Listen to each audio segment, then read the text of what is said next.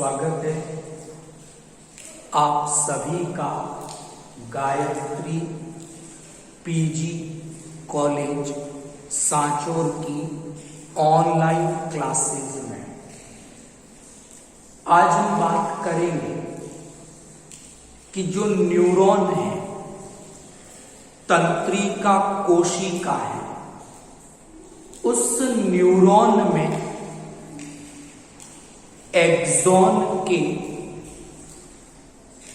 Proximal part से distal part की ओर या एक्सॉन के एक सिरे से उसके अंतिम सिरे तक इंपल्स आवेग किस प्रकार ट्रांसमिट होता है, संचरित होता है। तो शुरू करते हैं आज के टॉपिक को। और आज का टॉपिक है इंपल्स ट्रांसमिशन। आज हम बात करेंगे आवेग के संचरण की, इंपल्स के ट्रांसमिशन, कि किस प्रकार एक्सॉन के एक सिरे से उसी एक्सॉन के अंतिम सिरे तक आवेग किस प्रकार आगे संचरित ट्रांसमिट होगा।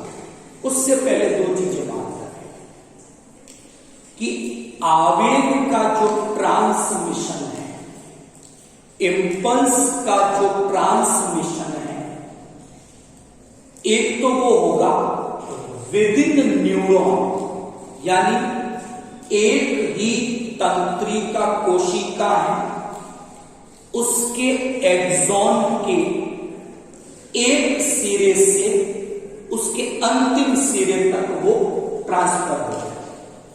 दूसरा होगा इंपल्स का ट्रांसमिशन बिटवीन न्यूरॉन, कि जहां एक नर्व एंडिंग आई, दूसरी नर्व एंडिंग फिजिकली उसके कांटेक्ट में नहीं है, तो वहां पर इंपल्स का ट्रांसमिशन बिटवीन न्यूरॉन है। तो अभी तो पहला टॉपिक डिस्कस कर रहे हैं, impulse transmission with in neuron. ये इसका पहला पार्ट है। आज हम इसको स्टार्ट करेंगे। कल हमने इंपल्स, तंत्रिका आवेग के बारे में कुछ बातें डिस्कस की, तो उसी को आगे ले जाते हैं। और इंपल्स ट्रांसमिशन के दौरान जो जो स्टेजेस आती हैं उनकी बात हम करेंगे। तो जब भी इंपल्स का, आवेग का ट्रांसमिशन होगा तो ये तीन स्टेजेस हमें दिखाई देंगे। Polarised stage, depolarised stage and repolarised stage. यानी इन तीन स्टेजेस के द्वारा इंपल्स ट्रांसमिशन की प्रोसेस होगी। तो शुरू करते हैं इन स्टेजेस के बारे में। पहली स्टेज की मैंने बात की है पोलराइज्ड स्टेज। इसे ध्रुवित अवस्था के नाम से जाना जाता है। मैंने डायग्राम में यहां पर तंत्रिका तंतु एक्सॉन के एक छोटे से हिस्से को प्रदर्शित किया है। अब क्या है पोलराइज्ड स्टेज, क्या प्रॉपर्टीज हैं इसकी, वन बाय वन डिस्कस करेंगे। पोलराइज्ड स्टेज वो स्टेज है जब तंत्रिका कोशिका के द्वारा किसी भी प्रकार के उद्दीपन को ग्रहण नहीं किया गया है। अभी कोई स्टिम्युलस रिसीव न्यूरॉन ने नहीं किया। तो जब कोई स्टिम्युलस रिसीव ही नहीं हुआ तो एक्सॉन तंत्रिका तंतु पर आयनों का वितरण, एक्सॉन की जो मेम्ब्रेन है एक्सोलेमा, वहां आयनों का कैसा वितरण है वो हम देख रहे हैं। तो क्या वितरण है आयनों का कि तंत्रिका तंतु की झिल्ली के भीतर एक्सॉन की मेम्ब्रेन की इनर साइड में नेगेटिव चार्ज और एक्सॉन की मेम्ब्रेन की आउटर साइड में पॉजिटिव चार्ज। तो ये जो आयनों का वितरण है एक्सॉन की मेम्ब्रेन पर, इसी को पोलराइज्ड स्टेज, ध्रुवित अवस्था के नाम से जाना जाता है। यहां तक ठीक। नंबर 2, अगर हम इस समय पोटेंशियल विभव की गणना करें एक्सॉन की मेम्ब्रेन के इनसाइड, अंदर की ओर, तो वो पोटेंशियल अप्रोक्सीमेटली लगभग -90 मिली वोल्ट आता है अंदर की ओर। तो -90 मिली वोल्ट पोटेंशियल है। इस समय कोई स्टिम्युलस नहीं आया, कोई उद्दीपन रिसीव नहीं हुआ, इसलिए एक्सॉन की मेम्ब्रेन, तंत्रिका तंतु की झिल्ली एक्सोलेमा रेस्टिंग कंडीशन में है, विश्राम अवस्था में है। तो इस समय ये जो विभव जिसकी हमने बात की कि लगभग -90 milli volt inside the membrane है, उसे हम आरएमपी, रेस्टिंग मेम्ब्रेन पोटेंशियल, विश्राम कला विभव के नाम से जानते हैं। अब बात ये आती है कि आखिर आरएमपी जो ये विश्राम कला विभव है ये क्यों उत्पन्न हुआ है, या इस आरएमपी के जो निर्माण है या जो ये इसकी वैल्यू आई -90 अप्रोक्सीमेटली मिली वॉट, इसमें किसका कंट्रीब्यूशन है।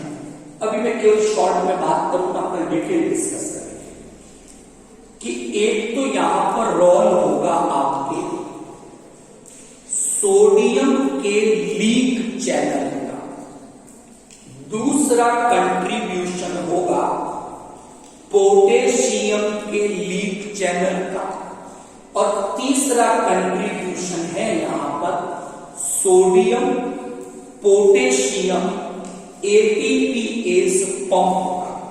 तो ये 3 फैक्टर्स मैंने बताया, सोडियम के लीक चैनल, पोटेशियम के लीक चैनल और सोडियम पोटेशियम एटीपीएस पंप, ये तीनों फैक्टर मिलकर आरएमपी प्रोड्यूस करते हैं, जनरेट करते हैं। नंबर 2, इंपल्स ट्रांसमिशन के दौरान जो सेकंड स्टेज आती है इट इज डीपोलराइज्ड स्टेज, ये विध्रुवित अवस्था है, यानी मेम्ब्रेन की जो ध्रुवित अवस्था थी वो अब लॉस्ट हो चुकी है। तो क्या होगा, अब उद्दीपन रिसीव हुआ है, यानी कोई उद्दीपन स्टिम्युलस न्यूरॉन ने रिसीव किया तो एक्सॉन की जो मेम्ब्रेन है, तंत्रिका तंतु की जो झिल्ली है, एक्सोलेमा है, अब वहां आयनों का वितरण वैसा नहीं है जैसा पोलराइज्ड स्टेज में था। Now it will be opposite. कैसा है? अब हम देखते हैं कि एक्सॉन की झिल्ली के भीतर नेगेटिव चार्ज है ज्यादा और बाहर अंदर भीतर पॉजिटिव चार्ज है और बाहर नेगेटिव चार्ज है। यानी ये स्टेज पोलराइज्ड स्टेज से बिल्कुल विपरीत है। यहां भीतर की ओर पॉजिटिव चार्ज वितरित हो गए, बाहर की ओर नेगेटिव चार्ज वितरित हो गए। Is that clear? अब इस समय अगर हम वोल्टेज पोटेंशियल कैलकुलेट करें तो हम क्या देखते हैं कि जब झिल्ली डीपोलराइज्ड स्टेज में है, यानी ऐसी व्यवस्था है आयनों की, तो पोटेंशियल जब कैलकुलेट किया जाता है तो झिल्ली के भीतर ये पोटेंशियल अप्रोक्सीमेट प्लस 65 मिलीवोल्ट आता है। इस समय जब पोटेंशियल प्लस 65 मिलीवोल्ट है, झिल्ली डीपोलराइज्ड स्टेज में है, तो ये जो पोटेंशियल अब प्रोड्यूस हुआ प्लस 65 मिलीवोल्ट अप्रोक्सीमेटली, इस समय झिल्ली एक्साइटेशन एक्शन में उत्तेजित अवस्था में, इसलिए इस पोटेंशियल को action membrane potential AMP Hindi में सक्रिय कला विभव के नाम से जाना जाता है। अब बात करते हैं कि आखिर -90 मिलीवोल्ट जो था RMP AMP में कन्वर्ट कैसे हुआ प्लस 65 मिलीवोल्ट में, और ये आयनों की व्यवस्था बदली कैसे? तो हम देखते हैं कि डीपोलराइज्ड स्टेज के लिए जो फैक्टर रिस्पॉन्सिबल है वो है वोल्टेज गेटेड सोडियम चैनल। कल डिस्कस करेंगे कि वोल्टेज गेटेड सोडियम चैनल क्या है, ये जब ओपन हो जाते हैं तो किस प्रकार डीपोलराइज्ड स्टेज आती है। तो दो स्टेजेस हुए। नंबर 3, इंपल्स ट्रांसमिशन के द्वारा जो थर्ड स्टेज आती है वो है आपकी रीपोलराइज्ड स्टेज। ये पुनः ध्रुवित अवस्था है, यानी जो मेम्ब्रेन डीपोलराइज्ड स्टेज में गई थी वो मिली सेकेंड में दोबारा पोलराइज्ड स्टेज में आ जाएगी, अपनी ओरिजिनल स्टेज में, अपनी रेस्टिंग स्टेज में आएगी। इसी को हम रीपोलराइज्ड स्टेज के नाम से जानते हैं। देखते हैं रीपोलराइज्ड स्टेज में क्या हुआ कि जो एक्सॉन की मेम्ब्रेन है, तंत्रिका तंतु की जो एक्सोलीमा है, हम देखते हैं कि उस एक्सोलीमा पर भीतर फिर नेगेटिव चार्ज आ गया है, बाहर फिर पॉजिटिव चार्ज आ गया। मतलब जो ओरिजिनल पोलराइज्ड स्टेज थी वो दोबारा अचीव हो गई, प्राप्त हो गई। इस समय की पोटेंशियल देखते हैं तो पोटेंशियल दोबारा -90 मिलीवोल्ट मिल जाता है और थोड़ा -90 मिलीवोल्ट से ज्यादा नेगेटिव हो गया है। ये रीपोलराइज्ड स्टेज है। अब बात करते हैं कि आखिर मेम्ब्रेन डीपोलराइज से रीपोलराइज कैसे हुई। तो यहां जो फैक्टर इसके लिए रिस्पॉन्सिबल है वो है वोल्टेज गेटेड पोटेशियम चैनल। तो जब पोटेशियम चैनल खुलेंगे तो पोटेशियम बाहर जाएंगे आयन और उसके कारण ये स्टेज दोबारा वो आरएमपी जो रेस्टिंग मेम्ब्रेन पोटेंशियल है वो अचीव होता है। तो आज हमने बात की इम्पल्स ट्रांसमिशन, तंत्रिका आवेग संचरण में। आज हम इसका पहला भाग डिस्कस कर रहे हैं और उसमें हमने बात की विद इन न्यूरॉन कि एक ही तंत्रिका है, न्यूरॉन है, उसमें एक्सॉन के एक हिस्से से एक्सॉन के अंतिम सिरे तक किस प्रकार सूचनाएं आगे जाएगी, ये हमेशा इलेक्ट्रिकल मेथड से आगे जाती है। और उस समय हमें ये 3 स्टेजेस स्टेप बाय स्टेप दिखाई देती है, पोलराइज, डीपोलराइज एंड रीपोलराइज। और डीपोलराइज, रीपोलराइज और पोलराइज के स्टेज में अपना एक पर्टिकुलर पोटेंशियल है, विभव है। झिल्ली पर आयनों की एक विशिष्ट वितरण व्यवस्था है और एक पर्टिकुलर स्टेज के डेवलपमेंट के लिए जो फैक्टर रेस्पॉन्सिबल है उनकी भी हमने बात की। कल हालांकि हम डिटेल डिस्कस करेंगे सोडियम पोटेशियम के लीक चैनल क्या होते हैं, वोल्टेज गेटेड सोडियम चैनल क्या है, वोल्टेज गेटेड पोटेशियम चैनल क्या है और सोडियम पोटेशियम एटीपीएस पंप क्या है। तो अभी जो ये टॉपिक चल रहा है ये impulse transmission with in neuron है और plus it is always by electrical method. ये हमेशा इलेक्ट्रिकल वे से, इलेक्ट्रिकल मेथड से ट्रांसमिशन होगा। Is that clear? तो ये बात की हमने पोलराइज्ड स्टेज की, आरएमपी की, डीपोलराइज्ड स्टेज की, एएमपी की एंड अगेन रीपोलराइज्ड स्टेज और फिर आरएमपी के बारे में। तो ये इंपल्स ट्रांसमिशन का एक इनिशियल इंट्रोडक्टिव पार्ट है। कल हम डिस्कस करेंगे कि जो पोलराइज्ड स्टेज है, इस स्टेज में जो आरएमपी आता है -90 मिलीवॉट अप्रोक्सीमेट, वो किस प्रकार आएगा, हम किस प्रकार उसे कैलकुलेट करेंगे, तो वहां हम डिस्कस करेंगे। आप लोगों ने फिजिकल केमिस्ट्री में भी डिस्कस किया होगा, एक नर्स इक्वेशन आता है। तो वो नर्स इक्वेशन को यूज में लेकर एक गोल्डमैन इक्वेशन है उसको यूज में लेकर हम ये पोटेंशियल कैलकुलेट करते हैं।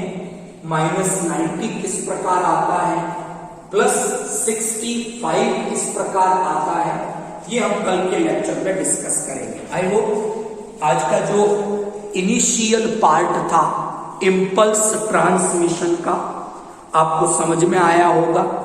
पोलराइज्ड स्टेज की प्रॉपर्टी समझ में आई होगी, डीपोलराइज्ड स्टेज की प्रॉपर्टी समझ में आई, रीपोलराइज्ड स्टेज की प्रॉपर्टी समझ में आई। 3 सिंपल से डायग्राम बनाकर मैंने तंत्रिका तंतु की झिल्ली पर यानी उसके भीतर और उसके बाहर आयनों के वितरण को समझाने की कोशिश की है। पोलराइज्ड में डायग्राम में आप देख पा रहे हो भीतर नेगेटिव चार्ज ज्यादा है, डीपोलराइज में देखोगे व्यवस्था बिल्कुल उल्टी हो गई है और रीपोलराइज में हम देखते हैं दोबारा पोलराइज्ड स्टेज अचीव हो जाती है। तो ये एक सिंपल सी बातें डिस्कस की, कल इसको डिटेल डिस्कस करेंगे। इस टॉपिक को चैनल्स के बारे में बात करेंगे, पंप के बारे में बात करेंगे और इस प्रोसेस को कल कंप्लीट हम करेंगे। वीडियो को ज्यादा से ज्यादा लाइक शेयर करें, आपकी जो भी क्वेरीज हैं कमेंट बॉक्स में कमेंट करें। Thank you all of you.